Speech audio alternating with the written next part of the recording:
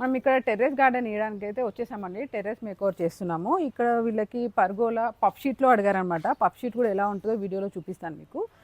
Puff sheet ఎందుకంటే మనకి heat అనేది చాలా తక్కువ అవుతుంది. హీట్ తక్కువ అవడానికని పఫ్ షీట్స్ వాడుతుంటాము. అది కూడా హైట్ చూడండి 14 ఫీట్ తీసుకున్నాము హైట్. 14 ఫీట్ ఎందుకంటే హెవీ కనబడితే చాలా లుక్ మాత్రం చాలా బాగా కనబడుతుంది అని చెప్పి మనం 14 ఫీట్ అయితే తీసుకున్నాము. ఒకసారి చూపివా కుమార్. 14 ఫీట్ తీసుకున్నాము. ఇవి కూడా తీసేయాలండి. ఇది స్పాంటేనియస్గా అవుతుంటాయి. ఇవి తీసేసి మనము దీనికి సపోర్ట్ కూడా వాల్కి తీసుకోలేమండి. ఖచ్చితంగా బీమ్కే కింద పిల్లర్కే తీసుకోవాలన్నమాట. టాప్కే తీసుకోవాలి. అటు సైడ్ నుంచి ఎలా మేము సపోర్ట్ ఇచ్చామో కూడా వీడియోలో చూపిస్తాను.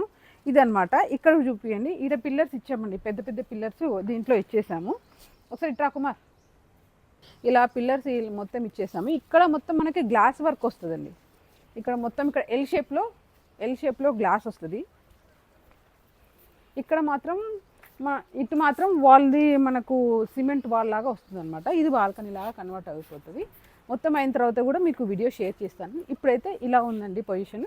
మొత్తం అయినాక డిఫరెంట్ లుక్ ఉంటుంది. అప్పుడు కలుద్దాం మళ్ళీ.